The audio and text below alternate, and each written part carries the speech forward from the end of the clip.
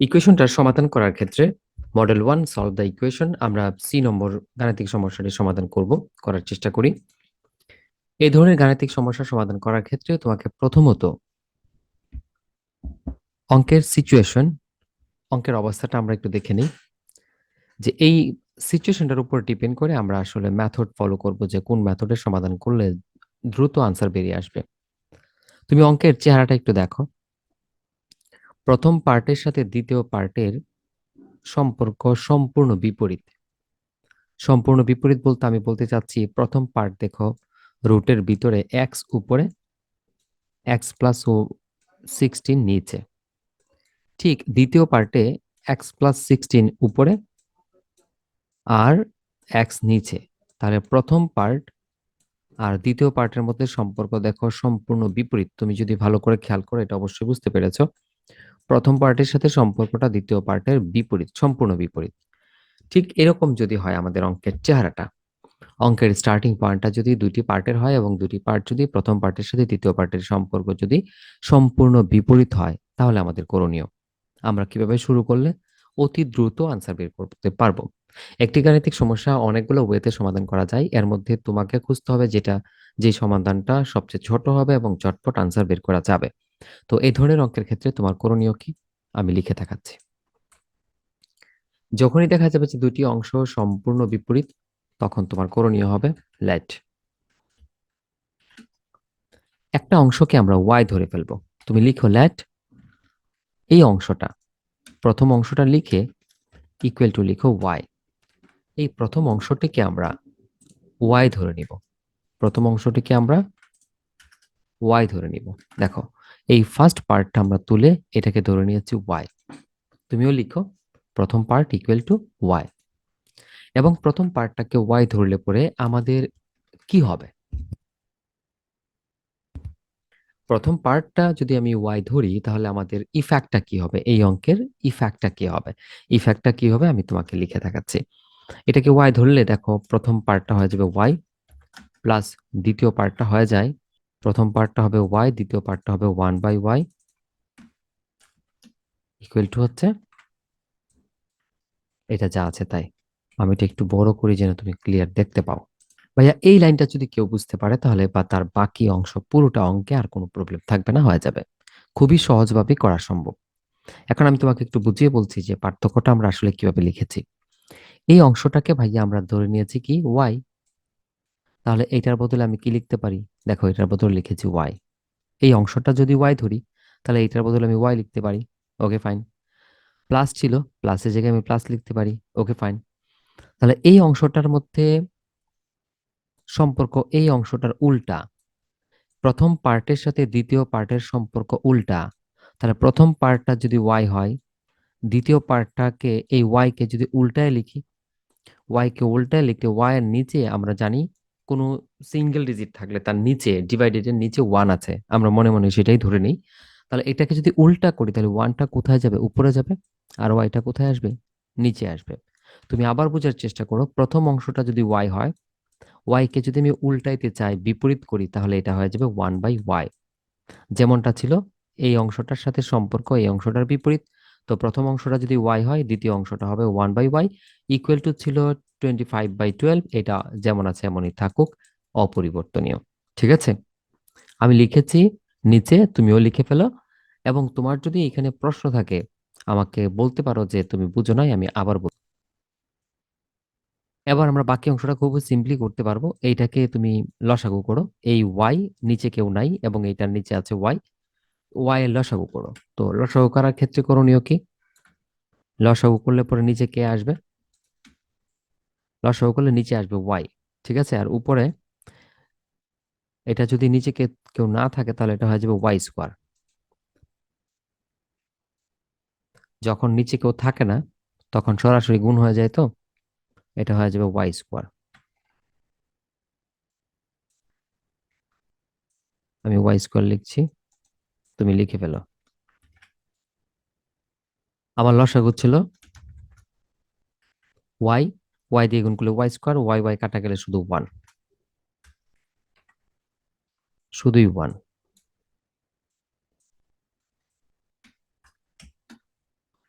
আর এখানে যা ছিল এটা তো ঠিক থাকবে, এটা চেঞ্জ হবে না। আমি আবার বুঝিয়ে বলছি, এই ওয়াই এর নিচে কেউ নাই, এই ওয়াই এর নিচে ছিল শুধু ওয়াই, এই দুইটা লসাগু করলে হয় ওয়াই। আর লসাগু করার সময় আমরা যেটা করি যে এই ওয়াই এর সাথে এই ওয়াইটা সরাসরি গুণ করি। যদি সিঙ্গেল ডিজিট থাকে, নিচে কেউ না থাকে ডিভাইডেডে, তখন আমরা সরাসরি গুণ করি, তো ওয়াই ওয়াই গুণ করলে ওয়াই স্কোয়ার। আর এই ওয়াই দিয়ে আমরা নিচের ওয়াইটাকে ভাগ করি, তাহলে ওয়াই দিয়ে ওয়াই কে ভাগ করলে ওয়ান, ওয়ানকে ওয়ানের সাথে গুণ করলে আনসার হয়ে যায় ওয়ান। আর এই অংশটা তো অপরিবর্তনীয়, যেমন আছে এমনই লিখবো। এটা বেসিক ফাংশন ছিল, কারো প্রবলেম হওয়ার কথা না। এবার আমি আর গুণন করব। আমি আর গুণন করি। আর গুণন করলে কি হয় দেখো, এই 12 12 দিয়ে উপরের দুইটাকে গুণ, আর 25 25 দিয়ে ওয়াই কে গুণ, তাহলে আমার আনসার হবে 12 Y square plus 12 equal to 25 Y. দেখো আমি যদি ভুল না করে থাকি তাহলে ঠিক আছে সব। আমি এই 12 দিয়ে এটাকে গুণ করেছি, 12 ওয়াই স্কোয়ার, 12 দিয়ে 1 কে গুণ করেছি শুধুই 12, 25 দিয়ে ওয়াই কে গুণ করেছি 25 ওয়াই। এবার আমি যদি সবগুলাকে এক পাশে সরিয়ে নিই, লসাগু করার সুবিধার্থে আমি যদি সবগুলাকে এক পাশে সরিয়ে নিই, তাহলে কি দাঁড়াচ্ছে, 12 ওয়াই, আমি একটু সাজিয়ে নিব, মাইনাস 25 ওয়াই, তারপর হচ্ছে দেখো এইভাবে লেখা যায়, এই লাইনটা লেখা যায় 12 Y square minus 25 plus 12 equal 0। এবার এটাকে আমরা মিডল ফ্যাক্টর করতে পারি, ঠিক আছে? এটাকে তুমি মিডল ফ্যাক্টর করতে পারো। মিডল ফ্যাক্টর করার জন্য তোমার করণীয়, দেখো আমরা জানি মিডল ফ্যাক্টর করতে প্রথম পার্ট এবং লাস্ট পার্ট দুইটা গুণ করে নিতে হয়। তো দুইটা গুণ করে নিলে 12 এবং 12 গুণ করলে হয় 144।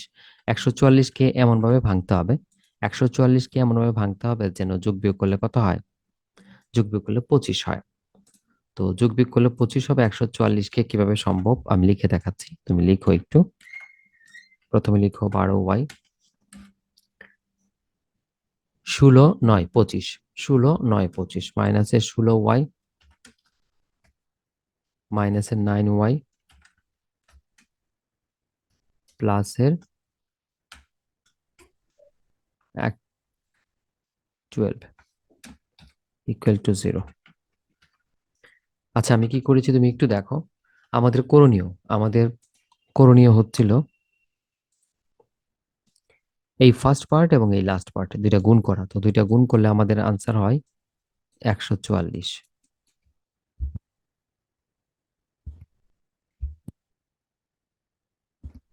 144কে আমরা এমন ভাবে ভেঙে দিব যেন গুণ করলে 144 হয় আর যোগ বিয়োগ করলে হয় 25।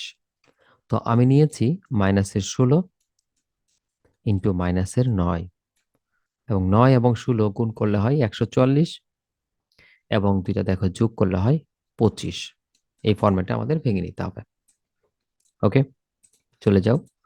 এবার দেখো তো কি কমন নেওয়া যায়, এখান থেকে কি কমন নেওয়া যায় দেখো তো।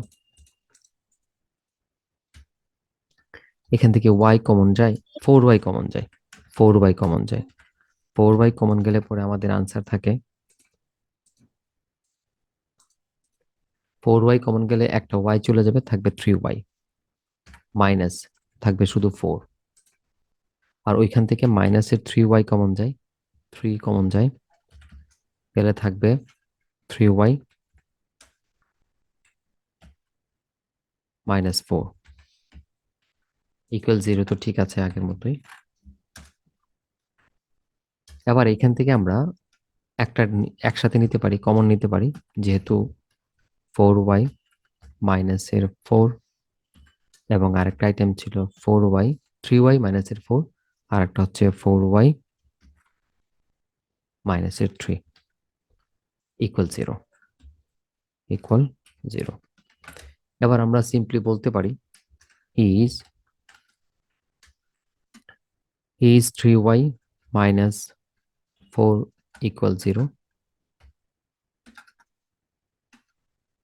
or দ্বিতীয় পার্ট কে ছিল, দ্বিতীয় পার্ট ছিল 4y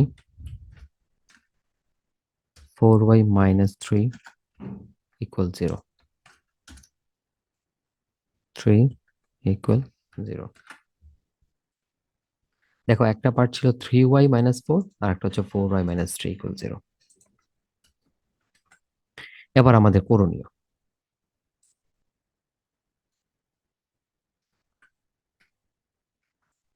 আমরা এখান থেকে মান বের করি।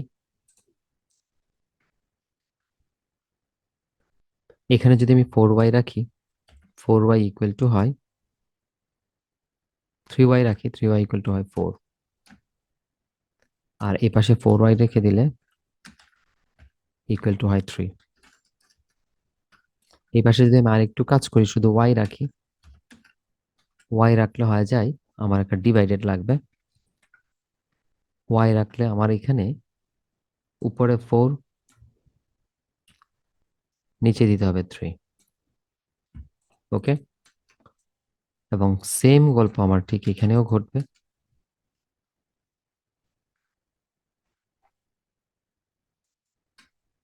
সেম গল্প আমার এখানেও হবে।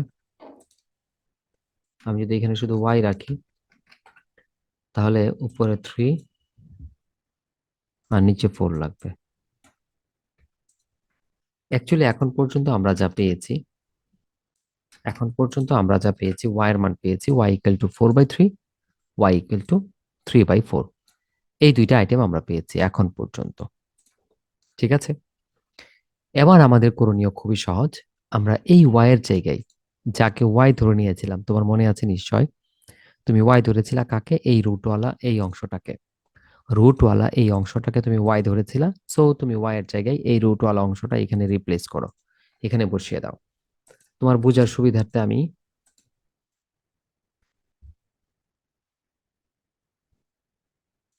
সুবিধার্থে আমি একটু মানটা নিয়ে নিচে চলে যাই, তাহলে লিখতে সুবিধা হবে। দেখো,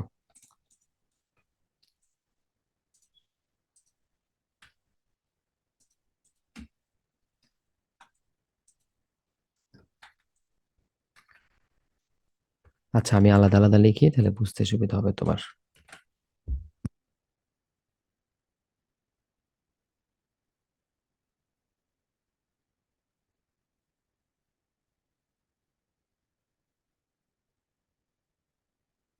তোমাকে কিন্তু বক্স করতে হবে না, তুমি পাশাপাশি লিখলে হবে। আমি কেন বক্স করছি, নয়তো আমার লেখাটা এলোমেলো হয়ে যাবে, পরে তোমার জন্য বুঝতে কষ্ট হবে। ইকুয়েশন তো বেশি নড়াচড়া করবে, পরে তুমি ধরতে পারবে না। আমি তাকে পাশাপাশি লিখতেছি যেন তুমি বুঝতে পারো। আমি এটাকে নিয়ে নিচ্ছি এখন ফ্রেশ একটা পেজে, এই যে। ঠিক আছে, এখন আমি এটাকে সমাধান করব এবং এটাকে সমাধান করব। তুমি নিশ্চয়ই এখানে আছো। আমাদের আনসার বেরিয়েছিল 4 = y = 4/3 আর y = 3/4। এবার আমরা এখানে মান বসাবো, y এর জায়গায় মান বসাবো। y এর জায়গায় কার মান বসাবো? y কে ছিল, এই যে এই অংশটা ছিল আমার y। ঠিক আছে, আমি এখন ঠিক y এর জায়গায় গিয়ে এটা বসাই দেব। এই দেখো, যেখানে y ছিল আমি সেখানে এটা বসাবো, যেখানে আমার y ছিল সেখানে আমি এটা বসাই দেব।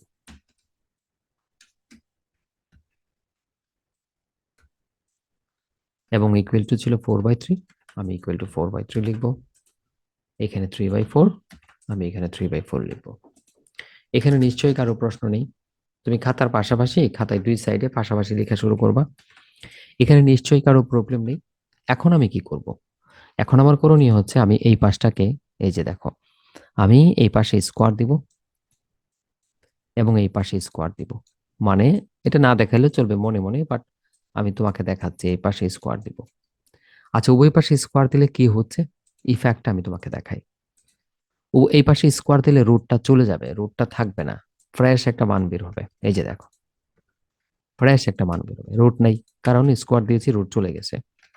আর এই পাশে রুট দিলে পরে কি হবে, মানে স্কোয়ার হবে। রুট দিলে পরে হয়ে যাবে 4 স্কোয়ার, তো 4 স্কোয়ার হচ্ছে 16। আর এটা হচ্ছে 3 স্কোয়ার, 3 স্কোয়ার হচ্ছে কত, 9। এই পাশে সেম, স্কোয়ার দিলে কি হবে, রুটটা চলে যাবে। স্কোয়ার দিলে রুটটা চলে যাবে, স্কোয়ার দিলে রুটটা চলে যাবে। ওকে, আর এই পাশে আমাদের এটা স্কোয়ার দিলে 3 হয়ে যাবে 9, 3 হয়ে যাবে 9,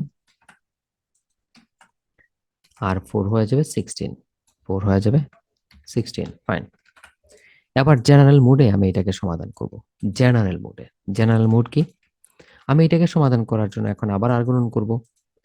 তো আর গুণন করার জন্য 16 দিয়ে যদি x কে গুণ করি, 16 দিয়ে x কে গুণ করলে কত হবে? 16x, এবং 16-র সাথে যদি 16 গুণ হয়, 16 256। ইন্টু 16 হইলে হবে 256, হ্যাঁ।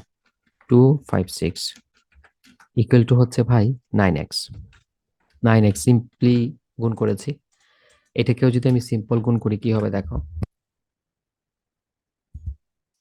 আমি 16 দিয়ে আগে গুণ করি, তাহলে আমি পাবো প্রথমেই 16x, কারণ আমি আগে কোনটা গুণ করব বলি, যেটা দিয়ে গুণ করলে x এর মানটা বড় হয়, যেভাবে গুণ করলে x এর মানটা বড় হয় সেটা তুমি আগে লিখবা, তাহলে তোমার লাইনগুলো কমে যাবে আর কি, হ্যাঁ। ওকে, এরপরে 9 দিয়ে গুণ করলে হচ্ছে 9x, প্লাস 9 দিয়ে যদি তুমি 16-কে গুণ দাও, আমি জানি না, 9 ইন্টু 16, 144, 144। এবার আমরা যদি 16টা রাখি, 16x মাইনাসের x ওই পাশে নিলে 9x ইকুয়াল টু হচ্ছে -256, ঠিক আছে। ঠিক এই পাশে যদি আমি 16x মাইনাসের 9x ইকুয়াল টু হচ্ছে 144, 144। এবার আমি যদি এইখানে 16x থেকে যদি 9x চলে যায়, তাহলে 16 থেকে 9 চলে গেলে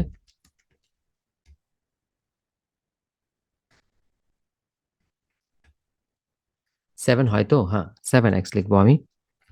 7x ইকুয়াল টু -256, এই পাশেও মেবি 7xই হয়। 7x equal to 144। আমার তো দরকার x ইকুয়াল টু, তাহলে আমি যদি x ইকুয়াল টু বের করতে চাই, x ইকুয়াল টু বের করতে গেলে আমার আনসার চলে আসবে উপরে মাইনাসে -256, নিচে 7, শিওর তো? 7। ঠিক সেম এই পাশে আমি যদি x এর মান বের করতে চাই, x এর মান বের করতে চাই, উপরে আসবে প্লাসের 144, নিচে 7। এই ক্ষেত্রে তুমি লাস্ট আনসার বের করার পর বলতে পারো দুইটা মান জাস্ট বসায় রাখবো। এক্স এর মান একটা হচ্ছে এইটা, দেন আর একটা হচ্ছে এইটা। এটা সালে আসছে অনেকবার,